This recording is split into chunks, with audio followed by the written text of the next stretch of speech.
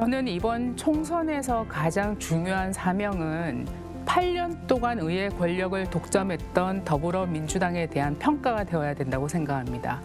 국민 여러분, 강산이 10년이면 강산도 변한다고 했습니다. 지금 국회는 8년 동안 민주당이 독점해 왔습니다. 과연 우리 국회의 모습이 정말 나아졌습니까? 그리고 우리 국회의 모습 정말 여러분 찬성하십니까? 저는 이런 상태로 국회 운영이 지속되어서는 우리나라의 발전도, 민생의 개혁도 아무것도 담보할 수 없다고 생각합니다. 여러분, 8년 의회 권력을 독점한 데 대한 이제는 판단을 내려주셔야 될 때가 되었다고 생각합니다. 그 8년의 기간 안에 민주당 정부가 또 5년간 집권을 했었습니다. 그러면 정말 책임 정치를 말할 때 어떠한 책임 정치를 말해야 되는지 국민 여러분께서 누구보다 더 잘 알고 계시리라 생각합니다. 특히 이번 총선에서 각 당은 개혁 경쟁을 하고 있습니다. 어느 당이 정치 개혁을 하고 있는지, 정치 개혁의 의제들을 내놓고 있는지, 그리고 과거로 회귀하는 그런 전략들을 쓰고 있는지, 미래로 가는 전략들을 쓰고 있는지, 이 부분에 대해서 국민 여러분께서 정말 진지한 성찰을 해주시고 그런 판단을 내려주실 것으로 믿습니다. 저는 이번 총선이야말로 과거 세력, 발목 잡는 과거 세력과 그다음에 정치 개혁을 앞장세우는 미래 세력과의 싸움이라고 생각합니다.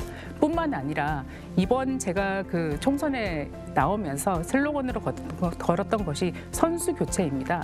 이제 국회에 선수 교체가 필요합니다. 언제까지 우리가 운동권, 기득권 세력에게 국회가 좌지우지 되어야 되겠습니까? 이러한 국회의 모습을 바꾸는 것이 바로 민생의 출발이고 또 우리나라 발전의 출발점이라고 생각합니다.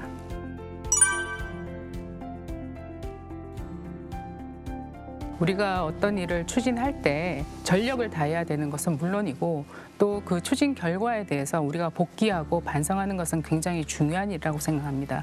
그리고 우리가 부산 엑스포를 유치하려는 노력을 하는 그 과정에서 얻었던 성과도 우리가 폄하하지는 말아야 된다고 생각합니다.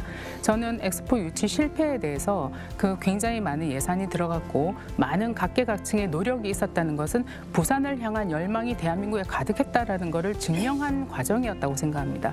그 과정과 노력들에 대해서는 도외시하고 우리가 실패한 것에 대해서만 집중하면서 그것을 정쟁적인 어떤 갈등으로 몰아가는 것은 우리 부산의 발전을 위해서는 바람직하지 않다라는 생각입니다. 당연히 복귀하고 어떤 문제가 있었는지 살펴보고 또 지적할 부분은 지적하고 개선해야 될 부분은 개선하는 것이 우리 모두의 공동의 노력이라고 생각합니다.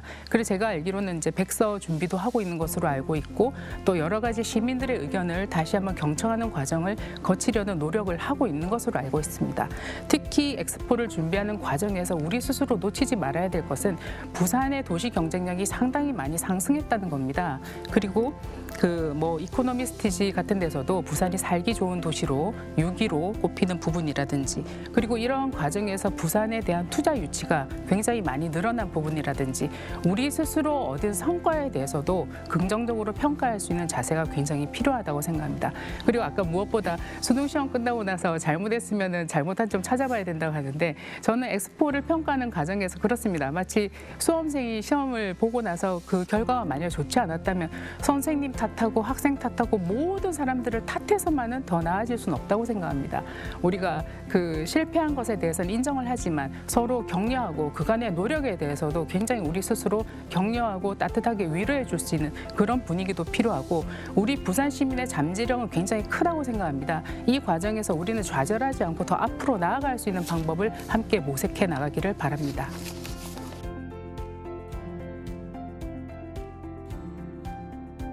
정치의 도덕성 회복은 아주 근본적인 문제라고 생각합니다. 지금 우리가 정치를 하겠다고 나서시는 많은 후보자들께서 우리가 이제 가장 우리가 다 각 정당마다 제출하는 것이 정과에 대한 기록들입니다. 법을 만드는 국회의원이 전과가 있다는 게 이게 국민들이 용납을 하기가 어려울 겁니다. 그래서 이거는 기본적인 우리 국회를 구성하고자 하고 정치를 하고자 하는 사람들의 기본적인 자세라고 생각하거든요.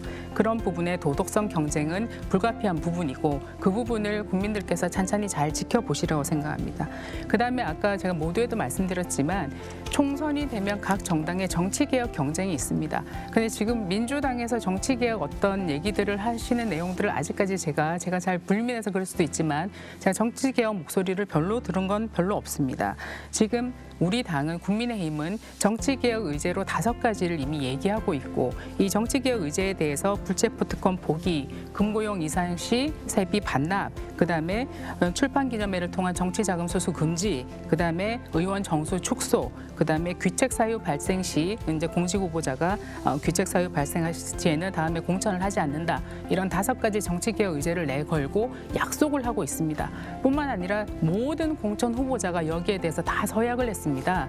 그래서 지금 국민의힘의 공천을 받고자 하는 모든 후보자들이 약속하고 서약한 내용입니다.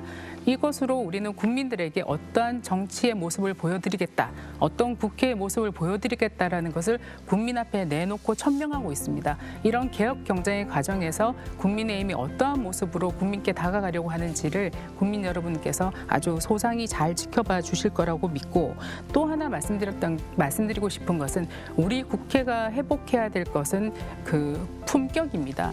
지금까지 우리 국회의 모습이 서로 막말 경쟁하고 서로 함부로 비판하고 아까 대정부 질문이나 아니면은 장관 청문회 할 때 그 온갖 그 개인적인 그 문제들을 꼬투리 삼다가 그 정쟁으로 소비하고 그다음에 심지어 뭐 상임위장에서도 근거 없는 그런 얘기로 팩트 체크조차 되지 않는 내용으로 뭐 장관을 조롱한다든지 이런 국회의 문화는 국민들이 원하는 것도 아닐 뿐더러 이 시대가 지향해야 될 우리 그 대한민국 위상에도 맞지 않는 국회의 모습입니다. 이런 것들이 이번 선거를 통해서 좀 그런 면면들에 대해서는 좀 걸러질 부분들은 걸러지고 국회의 품위와 도덕을 회복할 수 있는 그러한 총선이 되어야 된다고 생각을 합니다. 국회가 정당의 거수가 되어서는 안 된다 이 말씀하셨는데 저는 민주당의 의사결정 과정에 대해서 과연 이것이 민주적인가? 과연 그 선거 제도를 결정하는 문제를 한 명이 결정할 수 있는가? 저는 이건 굉장히 문제라고 생각합니다. 더불어민주당이 너무나 좋은 당명을 가지고 있는데 단 한 명이 우리나라의 선거 제도를 결정할 수 있다면 저는 그건 민주주의 아니라고 생각합니다.